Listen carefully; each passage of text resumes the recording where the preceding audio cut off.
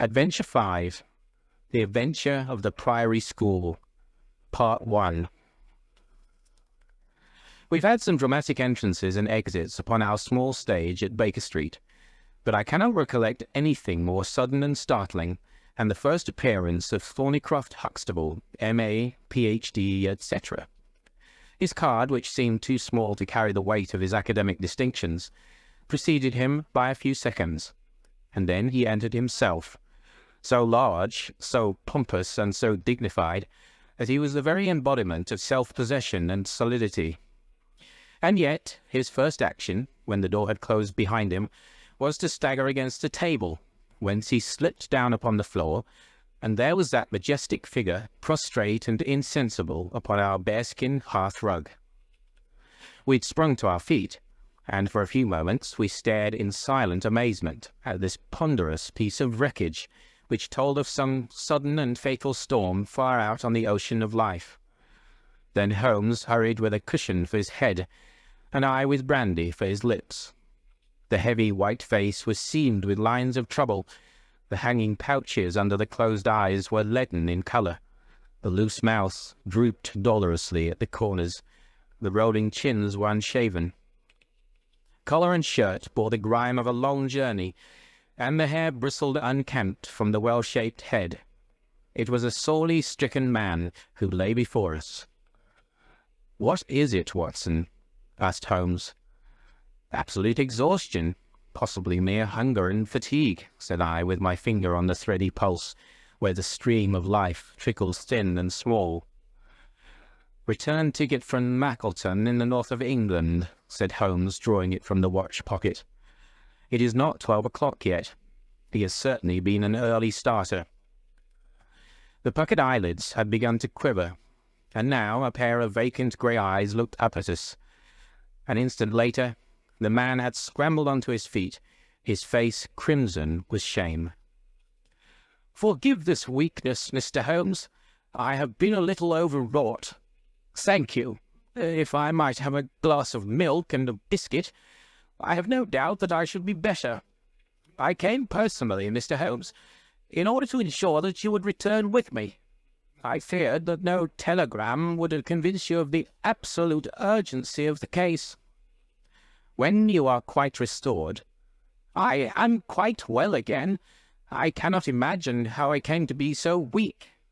I wish you, Mr. Holmes, to come to Mackleton with me by the next train." My friend shook his head. "My colleague, Dr. Watson, could tell you that we are very busy at present. I am retained in this case of the Ferrers documents, and the Abergavenny murder is coming up for trial.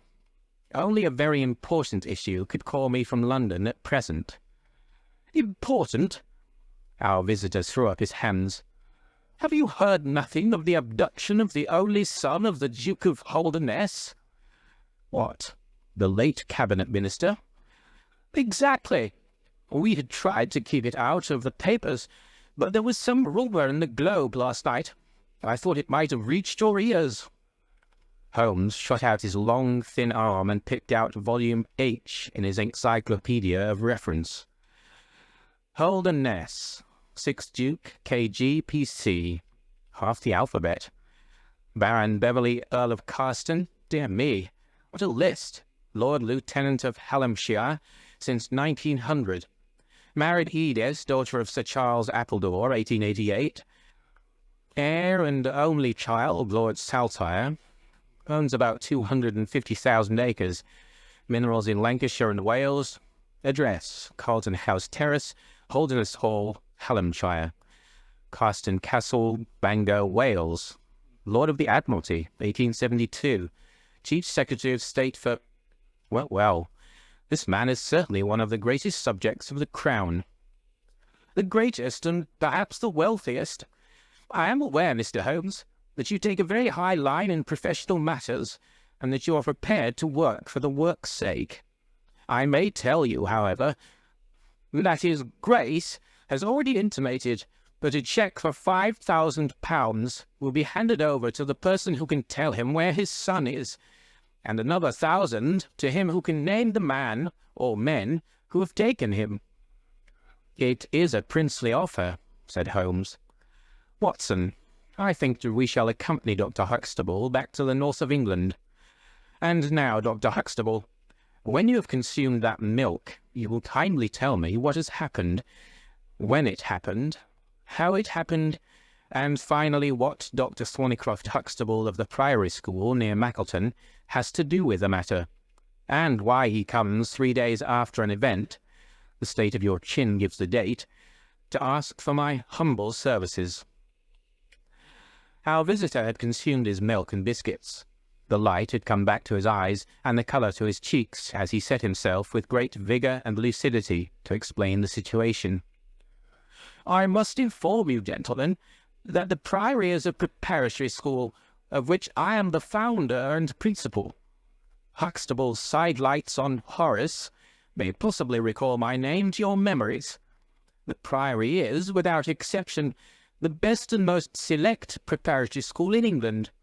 Lord Leverstoke, the Earl of Blackwater, Sir Cathcart Soames, they all have entrusted their sons to me, but I felt that my school had reached its zenith when weeks ago the Duke of Holdernesse sent Mr. James Wilder, his secretary, with intimation that young Lord Saltire, 10 years old, his only son and heir, was about to be committed to my charge.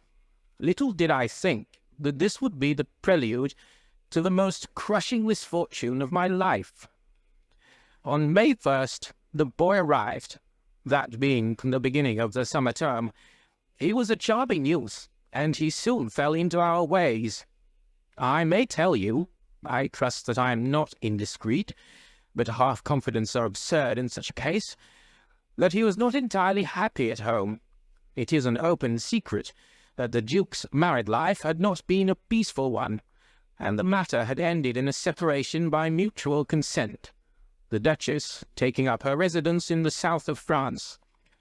This had occurred very shortly before, and the boy's sympathies are known to have been strongly with his mother. He moped after her departure from Holdernesse Hall, and it was for this reason that the Duke desired to send him to my establishment. In a fortnight, the boy was quite at home with us, and was apparently absolutely happy. He was last seen on the night of May 13th, that is, the night of last Monday. His room was on the second floor, and was approached through another large room in which 2 boys were sleeping. These boys saw and heard nothing, so that it is certain that young Saltire did not pass out that way. His window was open, and there is a stout ivy plant leading to the ground. We could trace no footmarks below, but it is sure that this is the only possible exit. His absence was discovered at 7 o'clock on Tuesday morning. His bed had been slept in. He had dressed himself fully before going off in his usual school suit of black Eton jacket and dark grey trousers. There were no signs that anyone had entered the room, and it is quite certain that anything in the nature of cries or a struggle would have been heard, since Cornter, the elder boy in the inner room, is a very light sleeper. When Lord Saltire's disappearance was discovered, I at once called a roll of the whole establishment, boys, masters, and servants. It was then that we ascertained that Lord Saltire had not been alone in his flight. Heidegger, the German master, was missing. His room was on the second floor, at the farther end of the building, facing the same way as Lord Saltire's. His bed had also been slept in, but he had apparently gone away partly dressed, since his shirt and socks were lying on the floor. He had undoubtedly let himself down by the ivy, for we could see the marks of his feet where he had landed on the lawn. His bicycle was kept in a small shed beside his lawn, and it also was gone. He had been with me for 2 years, and came with the best references, but he was a silent, morose man, not very popular either with masters or boys. No trace could be found of the fugitives, and now, on Thursday morning, we are as ignorant as we were on Tuesday. Inquiry was of course made at once at Holdernesse Hall, which is only a few miles away, and We imagined that in some sudden attack of homesickness he had gone back to his father, but nothing had been heard of him. The Duke is greatly agitated, and as to me, you have seen yourselves the state of nervous prostration to which the suspense and the responsibility have reduced me. Mr. Holmes, if ever you put forward your full powers, I implore you to do so now, for never in your life could you have a case which is more worthy of them." Sherlock Holmes had listened with the utmost intentness to the statement of the unhappy schoolmaster. His drawn brows and the deep furrow between them showed that he needed no exhortation to concentrate all his attention upon a problem which, apart from the tremendous interests involved, must appeal so directly to his love of the complex and the unusual. He now drew out his notebook and jotted down one or two memoranda. "You have been very remiss in not coming to me sooner," said he severely. "You start me on my investigation with a very serious handicap. It is conceivable, for example, that this ivy and this lawn would have yielded nothing to an expert observer." "I am not to blame, Mr. Holmes. His Grace was extremely desirous to avoid all public scandal. He was afraid of his family unhappiness being dragged before the world. He has a deep horror of anything of the kind." "But there has been some official investigation?" "Yes, sir, and it has proved most disappointing. An apparent clue was at once obtained, since a boy and a young man were reported to have been seen leaving a neighbouring station by an early train. Only last night we had news that the couple had been hunted down in Liverpool, and they proved to have no connection whatever with the matter in hand. Then it was that in my despair and disappointment, after a sleepless night, I came straight to you by the early train." "I suppose the local investigation was relaxed while this false clue was being followed up?" "It was entirely dropped." "So that 3 days have been wasted. The affair has been most deplorably handled." "I feel it and admit it." "And yet the problem should be capable of ultimate solution. I shall be very happy to look into it. Have you been able to trace any connection between the missing boy and his German master?" "None at all." "Was he in the master's class?" "No, he never exchanged a word with him so far as I know." "That is certainly very singular. Had the boy a bicycle?" "No." "Was any other bicycle missing?" "No." "Is that certain?" "Quite." "Well now, you do not mean to seriously suggest that this German rode off upon a bicycle in the dead of the night, bearing the boy in his arms?" "Certainly not." "Then what is the theory in your mind?" "The bicycle may have been a blind. It may have been hidden somewhere and the pair gone off on foot." "Quite so. But it seems rather an absurd blind, does it not? Were there other bicycles in this shed?" "Several." "Would he not have hidden a couple, had he desired to give the idea that they had gone off upon them?" "I suppose he would." "Of course he would. The blind theory won't do. But the incident is an admirable starting point for an investigation. After all, a bicycle is not an easy thing to conceal or to destroy. One other question. Did anyone call to see the boy on the day before he disappeared?" "No." "Did he get any letters?" "Yes, one letter." "From whom?" "From his father." "Do you open the boy's letters?" "No." "How do you know it was from the father?" "The coat of arms was on the envelope, and it was addressed in the Duke's peculiarly stiff hand. Besides, the Duke remembers having written." "When had he a letter before that?" "Not for several days." "Had he ever one from France?" "No, never." You see the point of my questions, of course. Either the boy was carried off by force, or he went of his own free will. In the latter case, you would expect that some prompting from outside would be needed to make so young a lad do such a thing. If he has had no visitors, that prompting must have come in letters. Hence I try to find out who were his correspondents. I fear I cannot help you much. His only correspondent, so far as I know, was his own father, who wrote to him on the very day of his disappearance.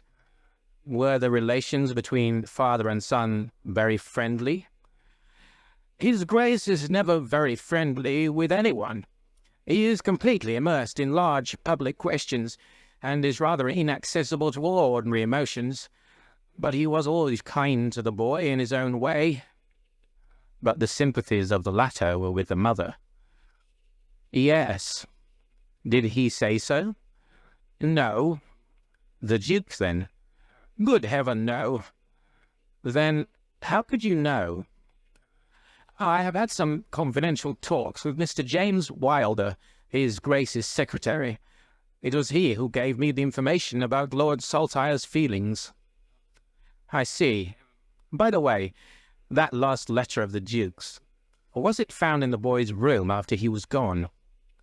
No, he had taken it with him. I think, Mr. Holmes, it is time that we were leaving for Euston. I will order a four-wheeler. In a quarter of an hour we shall be at your service. If you are telegraphing home, Mr. Huxtable, it would be well to allow the people in your neighbourhood to imagine that the inquiry is still going on in Liverpool, or wherever else that red herring led your pack. In the meantime, I will do a little quiet work at your own doors, and perhaps the scent is not so cold, but that two old hounds like Watson and myself may get a sniff of it.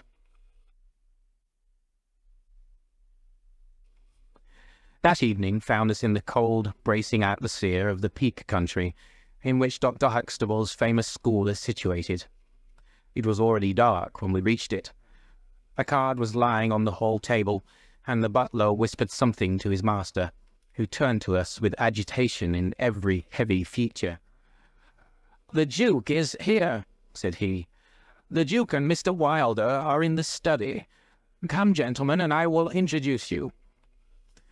I was, of course, familiar with the pictures of the famous statesman, but the man himself was very different from his representation. He was a tall and stately person, scrupulously dressed, with a drawn, thin face, and a nose which was grotesquely curved and long. His complexion was of a dead pallor, which was more startling by contrast with a long, dwindling beard of vivid red, which flowed down over his white waistcoat, with his watch-chain gleaming through its fringe. Such was the stately presence who looked stonily at us from the centre of Dr. Huxtable's hearth-rug. Beside him stood a very young man, whom I understood to be Wilder, the private secretary. He was small, nervous, alert, with intelligent, light blue eyes and mobile features. It was he who at once, in an incisive and positive tone, opened the conversation. "I called this morning, Dr. Huxtable, too late to prevent you from starting to London. I learned that your object was to invite Mr. Sherlock Holmes to undertake the conduct of this case. His Grace is surprised, Dr. Huxtable, that you should have taken such a step without consulting him. When I learned that the police had failed, His Grace is by no means convinced that the police have failed. But surely, Mr. Wilder, you are well aware, Dr. Huxtable, that His Grace is particularly anxious to avoid all public scandal. He prefers to take as few people as possible into his confidence." "The matter can be easily remedied," said the browbeaten doctor. "Mr. Sherlock Holmes can return to London by the morning train." "Hardly that, Doctor, hardly that," said Holmes in his blandest voice. "This northern air is invigorating and pleasant. So I propose to spend a few days upon your moors, and to occupy my mind as best I may. Whether I have the shelter of your roof or the village inn is, of course, for you to decide." I could see that the unfortunate doctor was in the last stage of indecision, from which he was rescued by the deep, sonorous voice of the red-bearded Duke, which boomed out like a dinner gong. I agree with Mr. Wilder, Dr. Huxtable, that you have done wisely to consult me. But since Mr. Holmes has already been taken into your confidence, it would indeed be absurd that we should not avail ourselves of his services. Far from going to the inn, Mr. Holmes, I should be pleased if you would come and stay with me at Holderness Hall. I thank your Grace. For the purposes of my investigation, I think that it would be wiser for me to remain at the scene of the mystery. Just as you like, Mr. Holmes. Any information which Mr. Wilder or I can give you is, of course, at your disposal. It will probably be necessary for me to see you at the Hall, said Holmes. I would only ask you now, sir, whether you have formed any explanation in your own mind as to the mysterious disappearance of your son. No, sir, I have not. Excuse me if I allude to that which is painful to you, but I have no alternative. Do you think that the Duchess had anything to do with the matter? The great minister showed perceptible hesitation. I do not think so, he said at last. The other most obvious explanation is that the child has been kidnapped for the purpose of levying ransom. You have not had any demand of the sort. No, sir. One more question, your Grace. I understand that you wrote to your son upon the day when this incident occurred. No, I wrote upon the day before. Exactly. But he received it on that day. Yes. Was there anything in your letter which might have unbalanced him or induced him to take such a step? No, sir. Certainly not. Did you post that letter yourself? The nobleman's reply was interrupted by his secretary, who broke in with some heat. His Grace is not in the habit of posting letters himself, said he. This letter was laid with others upon the study table, and I myself put them in the post-bag. You are sure this one was among them? Yes, I observed it. How many letters did your Grace write that day? 20 or 30. I have a large correspondence, but surely this is somewhat irrelevant. Not entirely, said Holmes. For my own part, the Duke continued, I have advised the police to turn their attention to the south of France. I have already said that I do not believe that the Duchess would encourage so monstrous an action, but the lad had the most wrong-headed opinions, and it is possible that he may have fled to her, aided and abetted by this German. I think, Dr. Huxtable, that we will now return to the Hall. I could see that there were other questions which Holmes would have wished to put, but the nobleman's abrupt manner showed that the interview was at an end. It was evident that to his intensely aristocratic nature, this discussion of his intimate family affairs with a stranger was most abhorrent, and that he feared lest every fresh question would throw a fiercer light into the discreetly shadowed corners of his ducal history. When the nobleman and his secretary left, my friend flung himself at once, with characteristic eagerness, into the investigation. The boy's chamber was carefully examined, and yielded nothing save the absolute conviction that it was only through the window that he could have escaped. The German master's room and effects gave no further clue. In his case, a trailer of ivy had given way under his weight, and we saw by the light of a lantern the mark on the lawn where his heels had come down. That one dint in the short green grass was the only material witness left of this inexplicable nocturnal flight. Sherlock Holmes left the house alone, and only returned after 11. He had obtained a large ordnance map of the neighbourhood, and this he brought into my room, where he laid it out on the bed, and having balanced a lamp in the middle of it, he began to smoke over it, and occasionally to point out objects of interest with the reeking amber of his pipe. Holmes' map of the neighbourhood of the school. This case grows upon me, Watson, said he. There are decidedly some points of interest in connection with it. In this early stage, I want you to realize those geographical features which may have a good deal to do with our investigation. Look at this map. This dark square is the Priory School. I'll put a pin in it. Now, this line is the main road. You see that it runs east and west past the school, and you see also that there is no side road for a mile either way. If these two folk passed away by road, it was this road. Exactly. By a singular and happy chance, we are able to some extent to check what passed along this road during the night in question. At this point, where my pipe is now resting, a county constable was on duty from 12 to 6. It is, as you perceive, the first crossroad on the east side. This man declares that he was not absent from his post for an instant, and he is positive that neither boy nor man could have gone that way unseen. I have spoken with this policeman tonight, and he appears to me to be a perfectly reliable person. That blocks this end. We have now to deal with the other. There is an inn here, the Red Bull, the landlady of which was ill. She had sent to Mackleton for a doctor, but he did not arrive until morning, being absent at another case.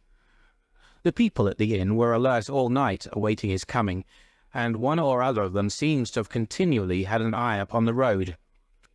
They declare that no one passed. If their evidence is good, then we are fortunate enough to be able to block the west, and also to be able to say that the fugitives did not use the road at all. But the bicycle, I objected. Quite so. We will come to the bicycle presently. To continue our reasoning, if these people did not go by the road, they must have traversed the country to the north of the house, or to the south of the house. That is certain. Let us weigh the one against the other. On the south of the house is, as you perceive, a large district of arable land, cut up into small fields with stone walls between them. There, I admit, that a bicycle is impossible. We can dismiss the idea. We turn to the country on the north. Here there lies a grove of trees marked as the Ragged Shore, and on the farther side stretches a great rolling moor, Lower Gill Moor, extending for 10 miles and sloping gradually upward. Here, at one side of this wilderness, is Holderness Hall, 10 miles by road, but only 6 across the moor. It is a peculiarly desolate plain. A few more farmers have small holdings where they rear sheep and cattle. Except these, the plover and the curlew are the only inhabitants until you come to the Chesterfield high road. There is a church there, you see, a few cottages and an inn. Beyond that, the hills become precipitous. Surely it is here to the north that our quest must lie. But the bicycle, I persisted. Well, well, said Holmes impatiently. A good cyclist does not need a high road. The moor is intersected with paths, and the moon was at the full. Hello? What's this? There was an agitated knock at the door, and an instant afterwards Dr. Huxtable was in the room. In his hand he held a blue cricket cap with a white chevron on the peak. "At last we have a clue," he cried. "Thank heaven! At last we are on the dear boy's track. It is his cap." "Where was it found?" "In the van of the gypsies who camped on the moor. They left on Tuesday. Today the police traced them down and examined their caravan.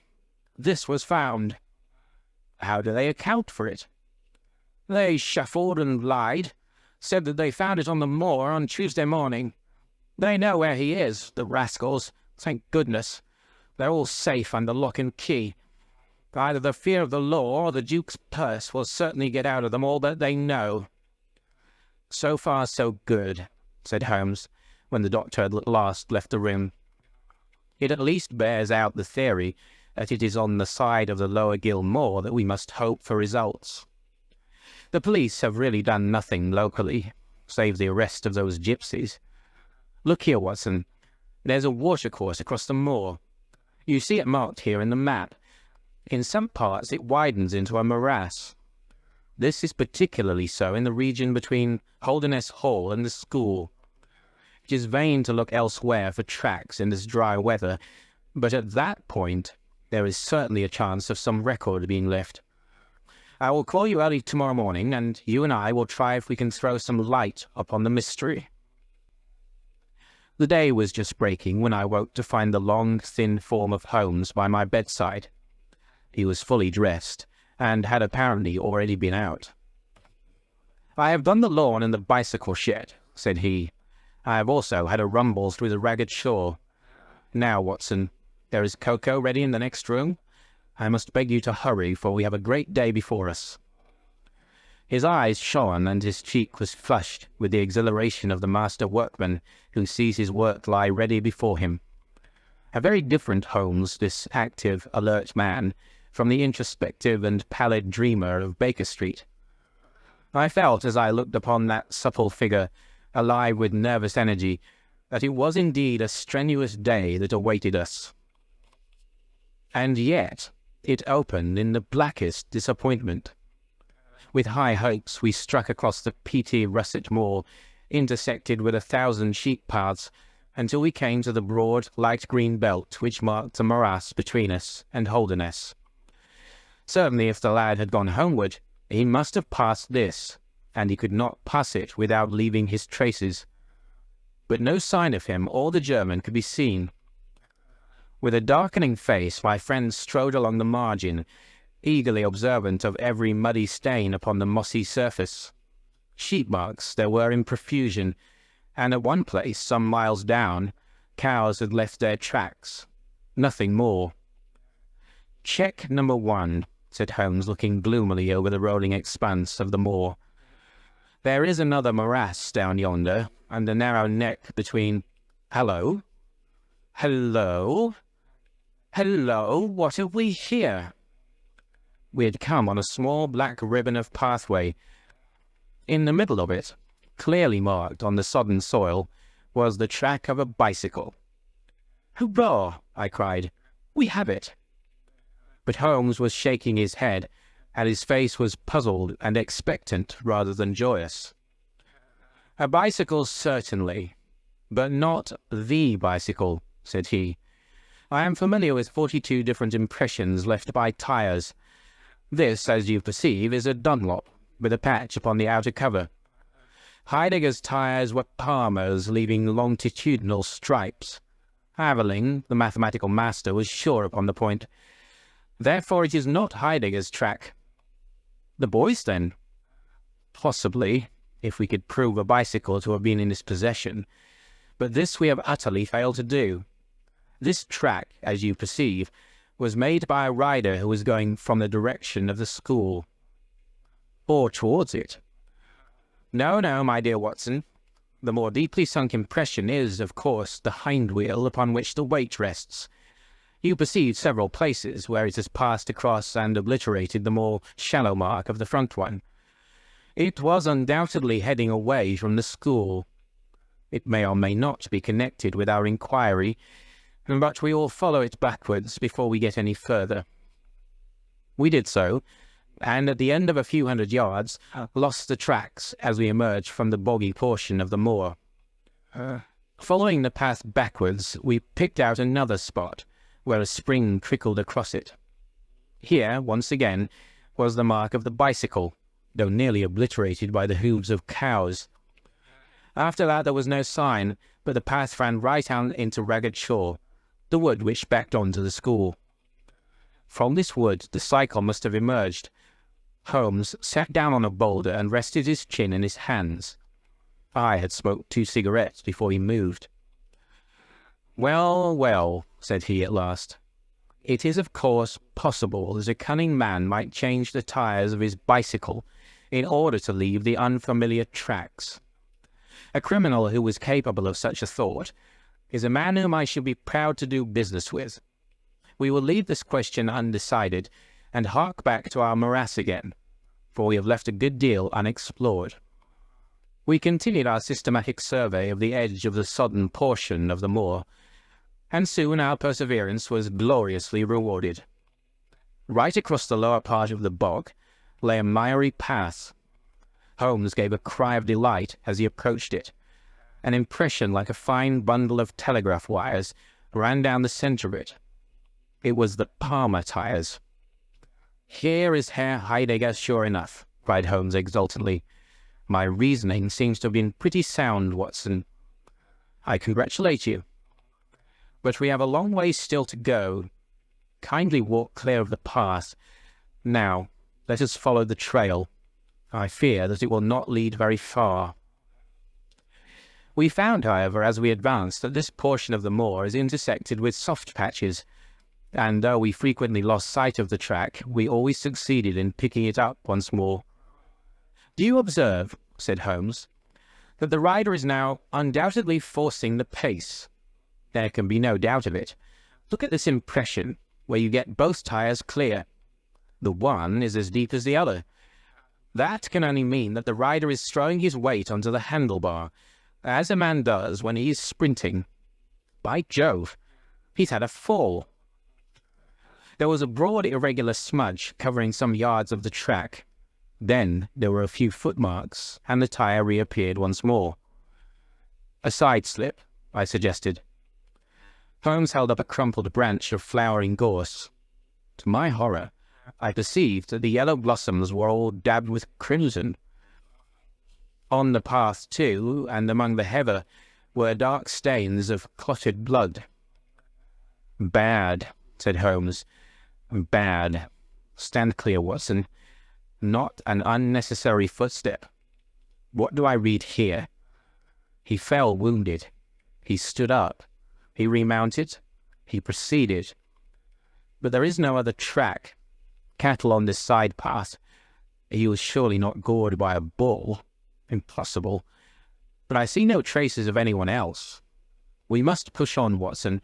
Surely with stains as well as the track to guide us, he cannot escape us now." Our search was not a very long one. The tracks of the tyre began to curve fantastically upon the wet and shining path.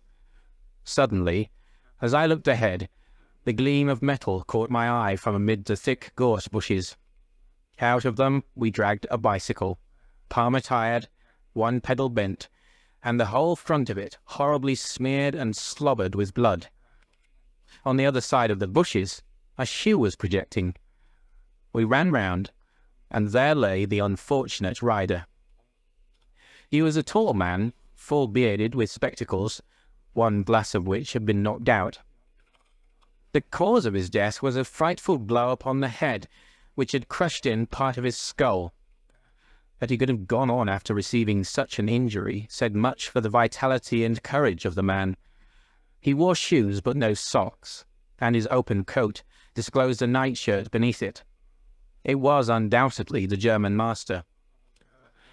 Holmes turned the body over reverently and examined it with great attention. He then sat in deep thought for a time, and I could see by his ruffled brow that this grim discovery had not, in his opinion, advanced us much in our inquiry. "It is a little difficult to know what to do, Watson," said he at last. "My own inclinations are to push this inquiry on, for we have already lost so much time that we cannot afford to waste another hour. On the other hand, we are bound to inform the police of the discovery, and to see that this poor fellow's body is looked after. I could take a note back, but I need your company and assistance. Wait a bit. There is a fellow cutting peat up yonder. Bring him over here, and he will guide the police." Part 2 of The Adventure of the Priory School from the Return of Sherlock Holmes by Sir Arthur Conan Doyle. I brought the peasant across, and Holmes dispatched the frightened man with a note to Dr. Huxtable. "Now, Watson," said he, "we have picked up 2 clues this morning. One is the bicycle with the Palmer tyre, and we see what that has led to. The other is the bicycle with the patched Dunlop. Before we start to investigate that, let us try to realize what we do know so as to make the most of it, and to separate the essential from the accidental. First of all, I wish to impress upon you that the boy certainly left of his own free will. He got down from his window, and he went off either alone or with someone. That is sure.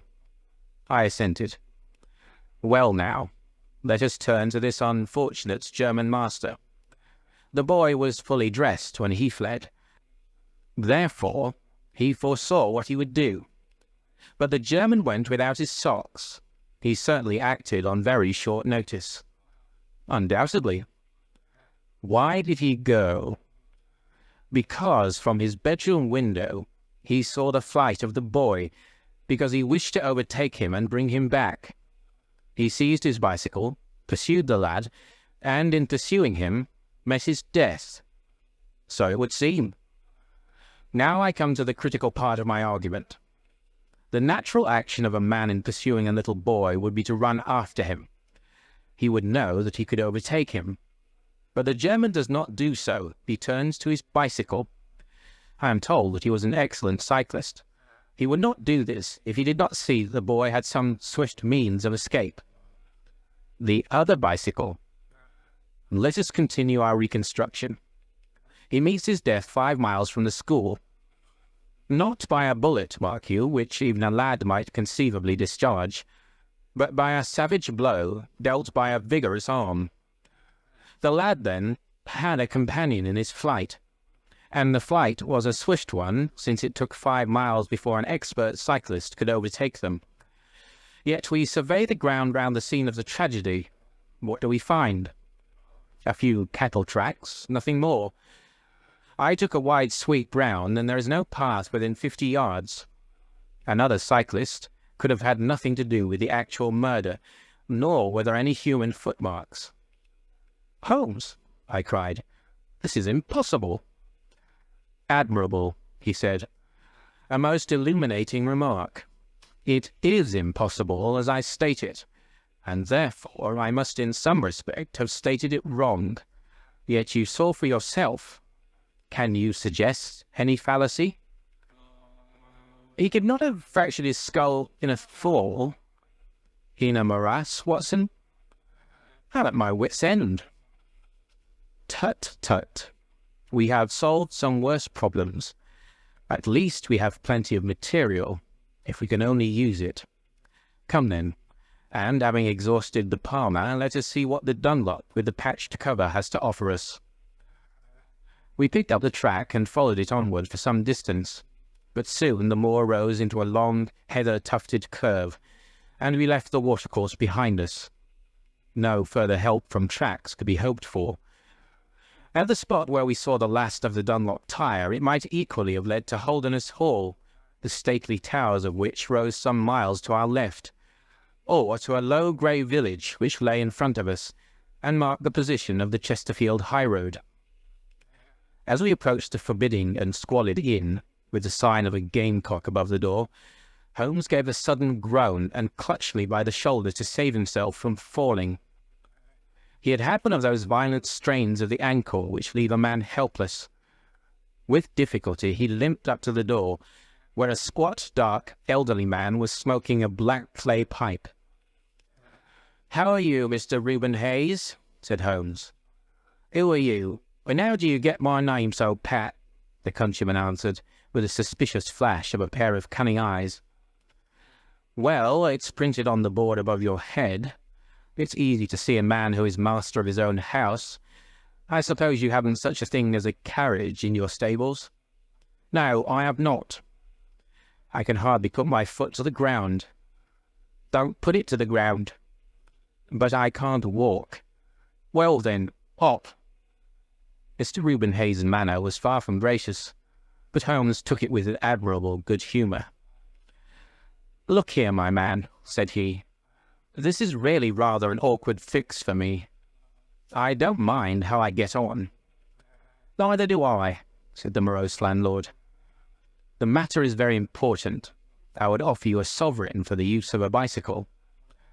The landlord pricked up his ears. "Where do you want to go?" "To Holderness Hall." "Pals of the Duke, I suppose," said the landlord, surveying our mud-stained garments with ironical eyes. Holmes laughed good-naturedly. "He'll be glad to see us, anyhow." "Why?" "Because we bring him news of his lost son." The landlord gave a very visible start. "What, you're on his track?" "He has been heard of in Liverpool. They expect to get him every hour." Again a swift change passed over the heavy, unshaven face. His manner was suddenly genial. "I've less reason to wish the Duke well than most men," said he, "for I was head coachman once, and cruel bad he treated me. It was him that sacked me without character on the word of a lying corn chandler. But I'm glad to hear that the young lad was heard of in Liverpool, and I'll help you to take the news to the Hall." "Thank you," said Holmes. "We'll have some food first, then you can bring round the bicycle." "I haven't got a bicycle." Holmes held up a sovereign. "I tell you, man, that I haven't got one.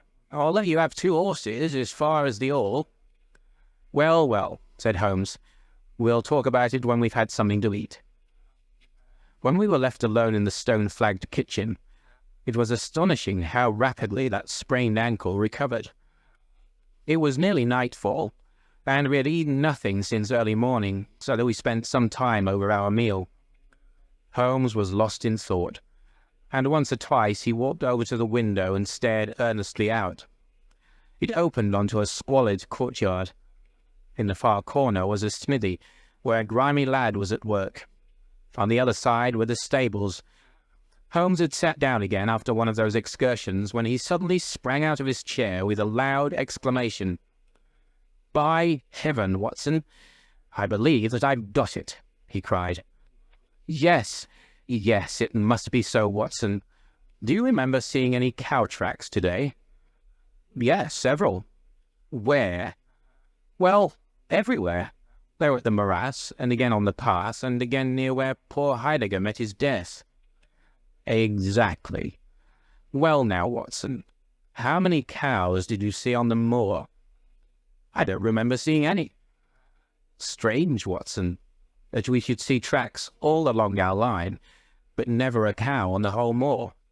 Very strange, Watson, eh?" "Yes, it is strange." "Now, Watson, make an effort. Throw your mind back. Can you see those tracks upon the path?" "Yes, I can." "Can you recall that the tracks were sometimes like that, Watson?" He arranged a number of breadcrumbs in this fashion. "And sometimes like this, and occasionally like this. Can you remember that?" "No, I cannot." "But I can. I could swear to it. However, we will go back at our leisure and verify it. What a blind beetle I have been not to draw my conclusion." "And what is your conclusion?" "Only that it is a remarkable cow which walks, canters, and gallops. By George, Watson, it was no brain of a country publican that thought out such a blind as that. The coast seems to be clear, save for that lad in the smithy. Let us slip out and see what we can see." There were 2 rough-haired, unkempt horses in the tumble-down stable. Holmes raised the hind leg of one of them and laughed aloud. "Old shoes, but newly shod. Old shoes, but new nails. This case deserves to be a classic. Let us go across to the smithy." The lad continued his work without regarding us. I saw Holmes's eyes darting to right and left among the litter of iron and wood which was scattered above the floor. Suddenly, however, we heard a step behind us, and there was the landlord, his heavy eyebrows drawn over his savage eyes, his swarthy features convulsed with passion. He held a short, metal-headed stick in his hand, and he advanced in so menacing a fashion that I was right glad to feel the revolver in my pocket. "You infernal spies!" the man cried. "What are you doing here?" "Why, Mr. Reuben Hayes," said Holmes coolly, "one might think that you were afraid of our finding something out." The man mastered himself with a violent effort, and his grim mouth loosened into a false laugh, which was more menacing than his frown. "You're welcome to all you can find out in my smithy," said he. "But look here, mister, I don't care for folk poking about my place without my leave, so the sooner you pay your score and get out of this, the better I shall be pleased." "All right, Mr. Hayes, no harm meant," said Holmes. "We have been having a look at your horses, but I think I'll walk after all. It's not far, I believe." "Not more than 2 miles to the old gates. That's the road to the left." He watched us with sullen eyes until we had left his premises. We did not go very far along the road, for Holmes stopped the instant that the curve hid us from the landlord's view. "We were warm, as the children say at that inn," said he. "I seem to grow colder every step that I take away from it. No, I can't possibly leave it." "I'm convinced," said I, "that this Reuben Hayes knows all about it. A more self-evident villain I never saw." "Oh, he impressed you in that way, did he? There are the horses. There is the smithy. Yes, it is an interesting place, this Fighting Cock. I think we shall have another look at it in an unobtrusive way." A long sloping hillside, dotted with grey limestone boulders, stretched behind us. We had turned off the road, and were making our way up the hill when, looking in the direction of Holderness Hall, I saw a cyclist coming swiftly along. "Get down, Watson," cried Holmes with a heavy hand upon my shoulder.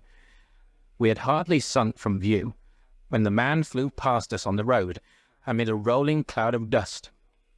I caught a glimpse of a pale, agitated face, a face with horror in every lineament, the mouth open, the eyes staring wildly in front. It was like some strange caricature of the dapper James Wilder whom we had seen the night before. "The Duke's secretary," cried Holmes. "Come, Watson, let us see what he does." We scrambled from rock to rock, until in a few moments we had made our way to a point from which we could see the front door of the inn. Wilder's bicycle was leaning against the wall beside it. No one was moving about the house, nor could we catch a glimpse of any faces at the windows. Slowly, the twilight crept down as the sun sank behind the high towers of Holderness Hall. Then, in the gloom, we saw the 2 side lamps of a trap light up in the stable yard of the inn, and shortly afterwards heard the rattle of hoofs as it wheeled out into the road and tore off at a furious pace in the direction of Chesterfield. "What do you make of that, Watson?" Holmes whispered. "It looks like a flight. A single man in a dog-cart, so far as I could see. Well, it certainly was not Mr. James Wilder, for there he is at the door." A red square of light had sprung out of the darkness. In the middle of it was the black figure of the secretary, his head advanced, peering out into the night. It was evident that he was expecting someone. Then at last there were steps in the road. A second figure was visible for an instant against the light. The door shut, and all was black once more. 5 minutes later, a lamp was lit in a room upon the first floor. "It seems to be a curious class of custom that is done by the Fighting Cock," said Holmes. "The bar is on the other side." "Quite so. These are what one may call the private guests. Now, what in the world is Mr. James Wilder doing in that den at this hour of night? And who is the companion who comes to meet him there? Come, Watson, we must really take a risk and try to investigate this a little more closely." Together we stole down to the road and crept across to the door of the inn. The bicycle still leaned against the wall. Holmes struck a match and held it to the back wheel, and I heard him chuckle as the light fell upon a patched Dunlop tire. Up above us was the lighted window. "I must have a peep through that, Watson. If you bend your back and support yourself upon the wall, I think that I can manage." An instant later, his feet were on my shoulders, but he was hardly up before he was down again. "Come, my friend," said he. "Our day's work has been quite long enough. I think that we have gathered all that we can. It's a long walk to the school, and the sooner we get started, the better." He hardly opened his lips during that weary trudge across the moor. Nor would he enter the school when he reached it, but went on to Mackleton Station, whence he could send some telegrams. Late at night, I heard him consoling Dr. Huxtable, prostrated by the tragedy of his master's death, and later still he entered my room as alert and vigorous as he had been when he started in the morning. "All goes well, my friend," said he. I promise that before tomorrow evening we shall have reached the solution of the mystery." At 11 o'clock next morning, my friend and I were walking up the famous yew avenue of Holderness Hall. We were ushered through the magnificent Elizabethan doorway and into His Grace's study, where we found Mr. James Wilder, demure and courtly, but with some trace of that wild terror of the night before still lurking in his furtive eyes and in his twitching features. "You have come to see His Grace. I am sorry, but the fact is that the Duke is far from well. He's been very much upset by the tragic news. We received a telegram from Dr. Huxtable yesterday afternoon which told us of your discovery." "I must see the Duke, Mr. Wilder." "But he is in his room." "Then I must go to his room." "I believe he's in his bed." "I will see him there." Holmes's cold and inexorable manner showed the secretary that it was useless to argue with him. "Very good, Mr. Holmes. I will tell him that you're here." After an hour's delay, the great nobleman appeared. His face was more cadaverous than ever. His shoulders had rounded, and he seemed to me to be an altogether older man than he had been the morning before. He greeted us with a stately courtesy, and seated himself at his desk, his red beard streaming down on the table. "Well, Mr. Holmes," said he, but my friend's eyes were fixed upon the secretary, who stood by his master's chair. "I think, Your Grace, that I could speak more freely in Mr. Wilder's absence." The man turned a shade paler, and cast a malignant glance at Holmes. "If Your Grace wishes—" Yes, you had better go. Now, Mr. Holmes, what have you to say?" My friend waited until the door had closed behind the retreating secretary. "The fact is, Your Grace," said he, "that my colleague, Dr. Watson, and myself had an assurance from Dr. Huxtable that a reward had been offered in this case. I should like to have this confirmed from your own lips." "Certainly, Mr. Holmes." "It amounted, if I am correctly informed, to £5,000 to anyone who will tell you where your son is." "Exactly." "And another 1,000 to the man who will name the person or persons who keep him in custody." "Exactly." "Under the latter heading is included, no doubt, not only those who may have taken him away, but also those who conspire to keep him in his present position." Yes," cried the Duke impatiently. "If you do your work well, Mr. Sherlock Holmes, you will have no reason to complain of niggardly treatment." My friend rubbed his thin hands together with an appearance of avidity which was a surprise to me, who knew his frugal tastes. "I fancy that I see your Grace's cheque-book upon the table," said he. "I should be glad if you would make me out a cheque for £6,000. It would be as well, perhaps, for you to cross it. The Capital and Counties Bank, Oxford Street, Branch, are my agents." His Grace sat very stern and upright in his chair, and looked stonily at my friend. "Is this a joke, Mr. Holmes? It is hardly a subject for pleasantry." "Not at all, Your Grace. I was never more earnest in my life." "What do you mean, then?" "I mean that I have earned the reward. I know where your son is, and I know some, at least, of those who are holding him." The Duke's beard had turned more aggressively red than ever against his ghastly white face. "Where is he?" "He is, or was last night, at the Fighting Cock Inn, about 2 miles from your park gate." The Duke fell back in his chair. "And whom do you accuse?" Sherlock Holmes's answer was an astounding one. He stepped swiftly forward and touched the Duke upon the shoulder. "I accuse you," said he. "And now, Your Grace, I will trouble you for that cheque."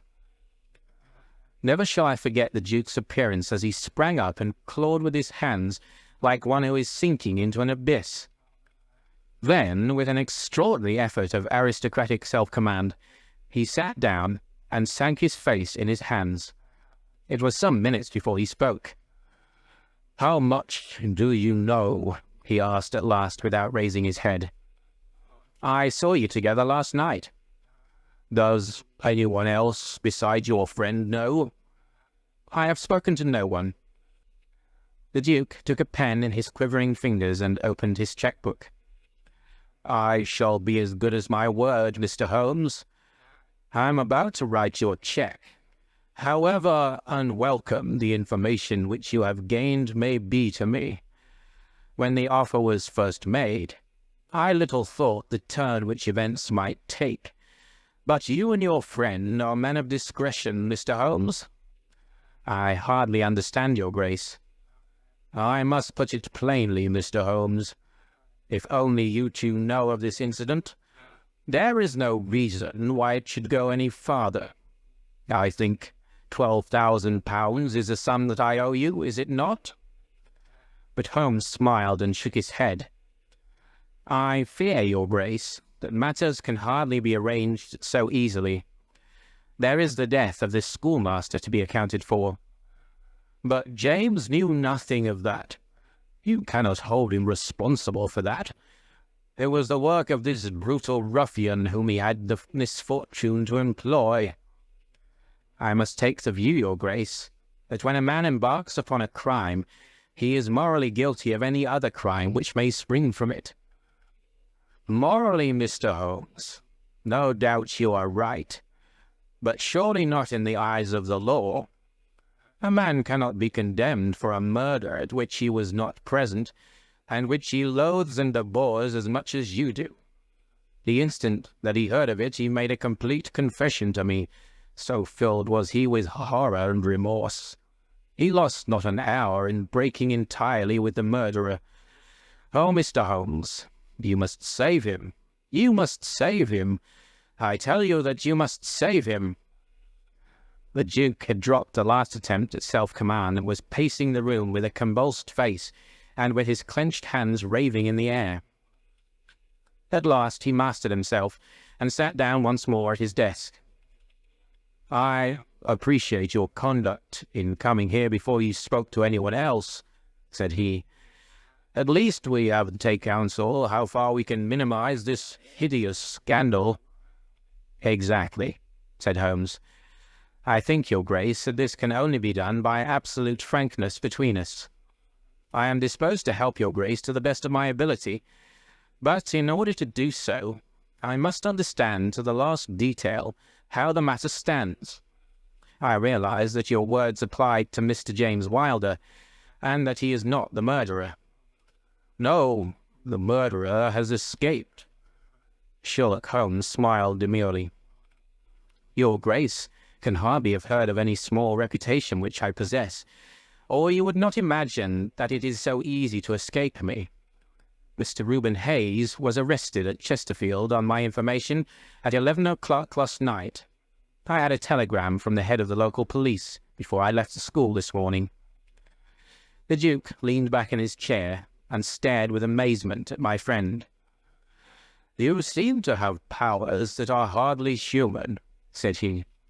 So, Reuben Hayes is taken. I am right glad to hear it, if it will not react upon the fate of James. Your secretary? No, sir. My son. It was Holmes's turn to look astonished. I confess that this is entirely new to me, your grace.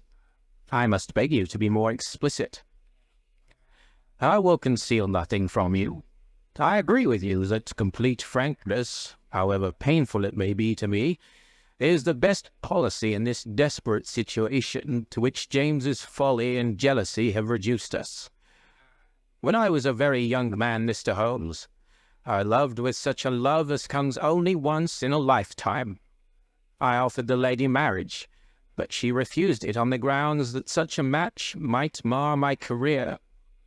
Had she lived, I would certainly never have married anyone else. She died and left this one child whom for her sake I have cherished and cared for. I could not acknowledge the paternity to the world, but I gave him the best of educations, and since he came to manhood, I have kept him near my person. He surmised my secret, and was presumed ever since upon the claim which he has upon me, and upon his power of provoking a scandal which would be abhorrent to me. His presence had something to do with the unhappy issue of my marriage. Above all, he hated my young legitimate heir from the first, with a persistent hatred.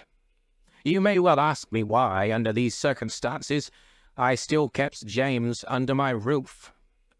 I answer that it was because I could see his mother's face in his, and that for her dear sake there was no end to my long suffering. All her pretty ways, too. There was not one of them which he could not suggest and bring back to my memory. I could not send him away, but I feared so much lest he should do Arthur, that is, Lord Saltire, a mischief, that I dispatched him for safety to Dr. Huxtable's school. James came into contact with this fellow Hayes, because the man was a tenant of mine, and James acted as agent. The fellow was a rascal from the beginning, but in some extraordinary way, James became intimate with him. He had always a taste for low company. When James determined to kidnap Lord Saltire, it was of this man's service that he availed himself. You remember that I wrote to Arthur upon that last day? Well, James opened the letter, and inserted a note asking Arthur to meet him in a little wood called the Ragged Shaw, which is near to the school. He used the Duchess's name, and in that way got the boy to come. That evening, James bicycled over. I'm telling you what he has himself confessed to me, and he told Arthur, whom he met in the wood, that his mother longed to see him, that she was awaiting him on the moor, and that if he would come back into the wood at midnight, he would find a man with a horse who would take him to her. Poor Arthur fell into the trap. He came to the appointment, and found this fellow Hayes with a led pony. Arthur mounted, and they set off together. It appears, though this James only heard yesterday, that they were pursued, that Hayes struck the pursuer with his stick, and that the man died of his injuries. Hayes brought Arthur to his public house, the Fighting Cock, where he was confined in an upper room under the care of Mrs. Hayes, who is a kindly woman, but entirely under the control of her brutal husband. Well, Mr. Holmes, that was the state of affairs when I first saw you 2 days ago. I had no more idea of the truth than you. You will ask me what was James's motive in doing such a deed. I answer that there was a great deal which was unreasoning and fanatical in the hatred which he bore my heir. In his view, he should himself have been heir of all my estates, and he deeply resented those social laws which made it impossible. At the same time, he had a definite motive also. He was eager that I should break the entail, and he was of opinion that it lay in my power to do so. He intended to make a bargain with me, to restore Arthur if I would break the entail, and so make it possible for the estate to be left to him by will. He knew well that I should never willingly invoke the aid of the police against him. I say that he would have proposed such a bargain to me, but he did not actually do so, for events moved too quickly for him, and he had no time to put his plans into practice.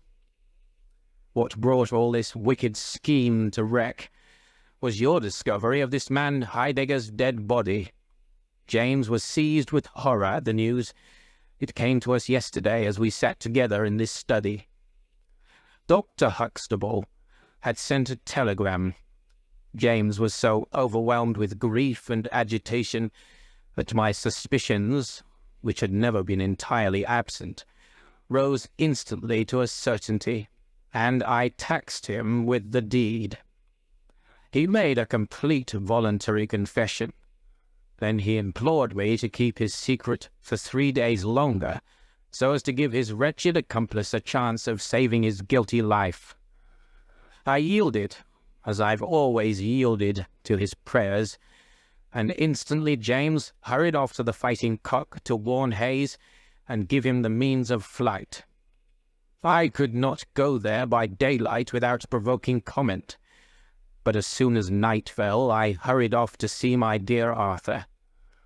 I found him safe and well, but horrified beyond expression by the dreadful deed he had witnessed. In deference to my promise, and much against my will, I consented to leave him there for 3 days, under the charge of Mrs. Hayes, since it was evident that it was impossible to inform the police where he was, without telling them also who was the murderer, and I could not see how that murderer could be punished without ruin to my unfortunate James. You asked for frankness, Mr. Holmes, and I have taken you at your word, for I have now told you everything without an attempt at circumlocution or concealment. Do you, in turn, be as frank with me?" "I will," said Holmes. "In the first place, Your Grace, I am bound to tell you that you have placed yourself in a most serious position in the eyes of the law. You have condoned a felony, and you have aided the escape of a murderer, for I cannot doubt that any money which was taken by James Wilder to aid his accomplice in his flight came from your Grace's purse." The Duke bowed his assent. "This is indeed a most serious matter. Even more culpable, in my opinion, Your Grace, is your attitude towards your younger son. You leave him in this den for 3 days. Under solemn promises. What are promises to such people as these? You have no guarantee that he will not be spirited away again. To humour your guilty elder son, you have exposed your innocent younger son to imminent and unnecessary danger. It was a most unjustifiable action." The proud Lord of Holderness was not accustomed to be so rated in his own ducal hall. The blood flushed into his high forehead, but his conscience held him dumb. "I will help you, but on one condition only. It is that you ring for the footman and let me give such orders as I like." Without a word, the Duke pressed the electric bell. A servant entered.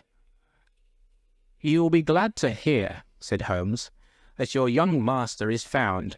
It is the Duke's desire that the carriage shall go at once to the Fighting Cock Inn to bring Lord Saltire home."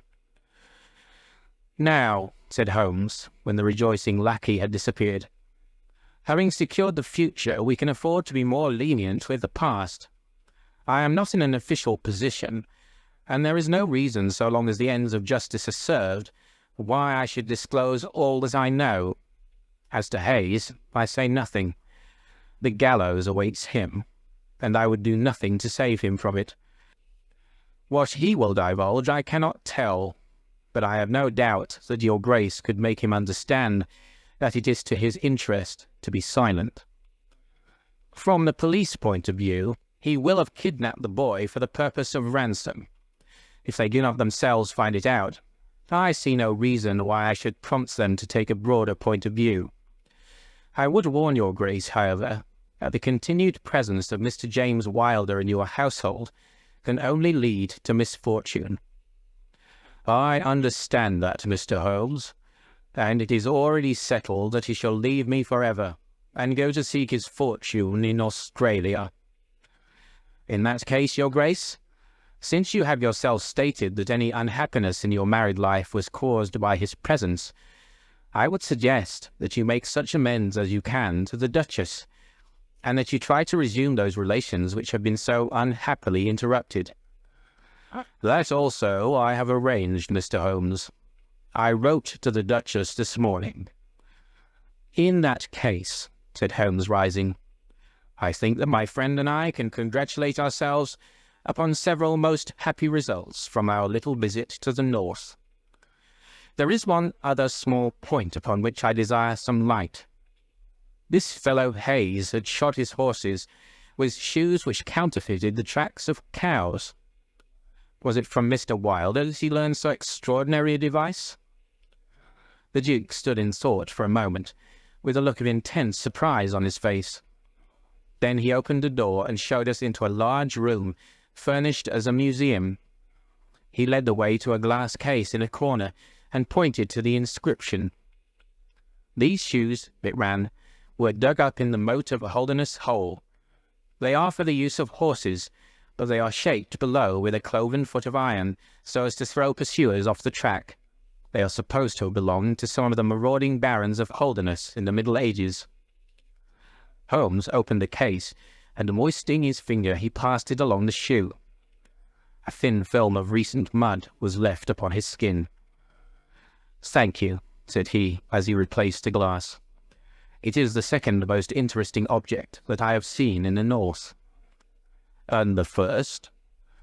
Holmes folded up his cheque and placed it carefully in his notebook. "I am a poor man," said he, as he patted it affectionately and thrust it into the depths of his inner pocket. End of the adventure of the Priory School.